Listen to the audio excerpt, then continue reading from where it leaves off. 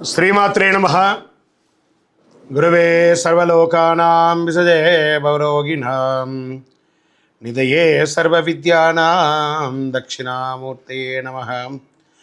వసుదేవసుతం దేవం కంసచానూరమర్దనం దేవకీ పరమానందం కృష్ణం వందే జగద్గురుం. సద్గురుకులదేవతాభ్యో నమః. ప్రతి ఒక్కరు కూడా మీ యొక్క గురువులను, మీకు విద్య నేర్పిన గురు, మీ యొక్క ఉద్యోగంలో గురు, మీకు వ్యాపారంలో గురు, మీ ఇంటి గురువులు, జగద్గురువులందరినీ కూడాను ప్రార్థన చేసుకోండి. ఈ నెల మనం చెప్పుకోబోయే ఈ యొక్క జాతక ఫలితం అంతా కూడాను గురుగ్రహ స్థాన చలనం, దాన్ని గురు పెయర్చి అంటారు. రానున్న మే 1, 2024 నాడు స్థానం మారుతున్నారు. బృహస్పతి తన యొక్క స్థానం మేషరాశి నుండి వృషభ రాశికి మారుతున్నారు. మే 1వ తేదీ క్రోధినామ సంవత్సర చైత్రమాసం కృష్ణపక్షం శ్రవణ నక్షత్ర బహుళపక్ష అష్టమి మధ్యాహ్నం 1 గంటకు మేషరాశి నుండి వృషభ రాశికి మారుతున్నారు బృహస్పతి. ఈ యొక్క బృహస్పతి యొక్క అనుగ్రహంతో ఈ 12 రాశుల వారికి, ద్వాదశ రాశుల వారికి ఈ సంవత్సరం ఎలా ఉండబోతుందని ఒక్కొక్క రాశిగా మనం తెలుసుకోబోతున్నాం. కుంభరాశి మిత్రులారా, ఈ యొక్క గురు భగవాను యొక్క స్థాన మార్పడి గురు పేర్చి స్థానంలో ఈ యొక్క సంవత్సర కాలం మీకు ఎలా ఉండబోతుంది అంటే, శనిదేవుని రాశినాథుడిగా ఉన్న కుంభరాశి మిత్రులారా, మీరు కృషి ద్వారా ఉత్కృష్టమైనటువంటి సాధనను పొందుతారు. ధైర్య స్థానం నుండి సుఖస్థానానికి తరలిస్తుంది. మీ అష్టమ జీవిత స్థానం, వృత్తి స్థానము, విరయ స్థానం నుండి చూస్తున్నారు. కుంభరాశి వారికి బృహస్పతి సంచార ప్రయోజనాలు. ఈ బృహస్పతి సంచారంలో మీరు మీ కుటుంబంలో వృత్తిపరంగా కొన్ని ఒడిదుడుకుల్ని ఎదుర్కొనే అవకాశాలు ఉన్నాయి. ఇదేదో భయపెట్టడానికి కోసం ఉన్నది కాదు, ఉన్నది చెప్తున్నాం. ఆల్రెడీ శని భగవానుడు ఇబ్బంది పెడుతున్నాడు, కాస్త గురు భగవానుడు కూడా కాస్త జాగ్రత్తగా ఉండండి. అయితే మీరు వాటిని దృఢచిత్తంతో అధిగమిస్తారు, మీ లక్ష్యాన్ని మార్చుకుంటారు. ఆర్థిక వ్యవస్థ స్థిరంగా ఉన్నా పెద్ద పెట్టుబడులు పెట్టే అవకాశాలు ఉండదు.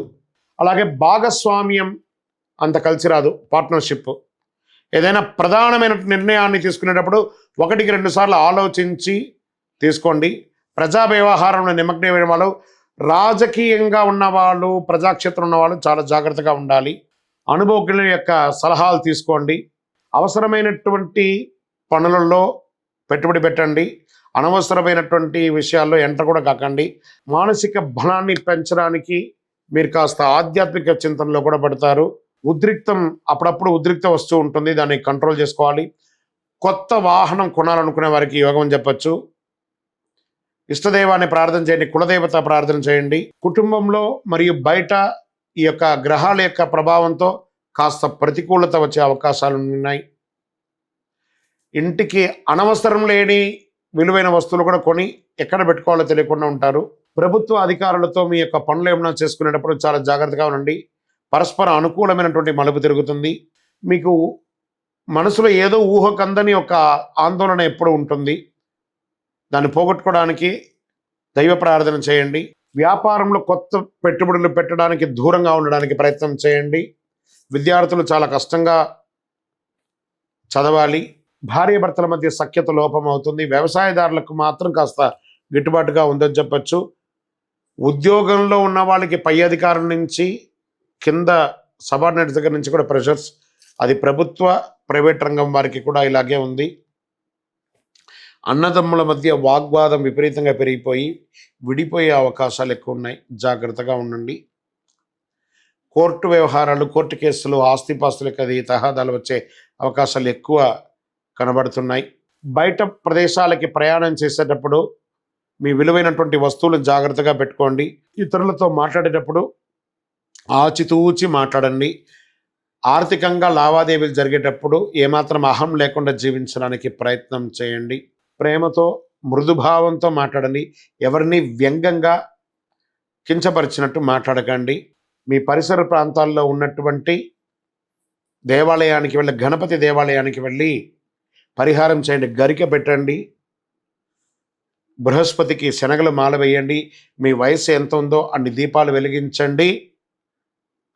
ఈ సంవత్సరం కుంభరాశి వారు గం గణపతి నమః సైలెంట్గా ఉండడం మంచిది. మిగతా రకాలుగా అన్ని రకాలుగా కూడా మేలు జరుగుతుంది. కాస్త జాగ్రత్తగా ఉండడం మంచిది. మీ యొక్క వ్యక్తిగత జాతకం తెలుసుకోవాలనుకుంటే మీ పరిసర ప్రాంతాల్లో ఉన్నటువంటి జగద్గురువుల్ని సద్గురువులని సంప్రదించండి. వారి ద్వారా అనుగ్రహం పొందండి, జాతకం తెలుసుకోండి. ఇంకా మా ద్వారా తెలుసుకోవాలనుకుంటే కింద నెంబర్కి మీ పేరు, date of birth, time of birth, place of birth WhatsApp చేయండి, కాల్ చేయకండి. ఇంకను సకల దోషాలు తొలగి ఆనందంగా ఉండడానికి గం గణపతయే నమః, సద్గురవే నమః అని ప్రార్థన చేసుకోండి. విజయోస్తు. ఇంకను ఈ ద్వాదశ రాశుల ద్వారా ఈ గురు పేర్చి చూస్తున్నటువంటి ప్రేక్షక మిత్రులందరికీ కూడా, మా టీవీని ఆదరిస్తున్నటువంటి ఇప్పటి వరకు మా ఛానల్ని ఆదరిస్తున్న ప్రతి ఒక్కరికి పేరు పేరున శుభాకాంక్షలు. రానున్న రోజుల్లో ఇంకా మంచి మంచి కార్యక్రమాలు ఇస్తాం. మీరు మా యొక్క ఛానల్ కార్యక్రమాలన్నీ చూస్తున్నారు, మాకు కనబడుతుంది ఎంతమంది వ్యూవర్స్ ఉన్నారో. కానీ సబ్స్క్రైబ్ అండ్ గంట గుర్తుని కాస్త గుర్తుకు తెచ్చుకోండి, అలా క్లిక్ చేయండి. ఇంకా ఎన్నో కార్యక్రమాల్ని నేను మీకు అందించడానికి సిద్ధంగా ఉన్నాం. నమస్కారం.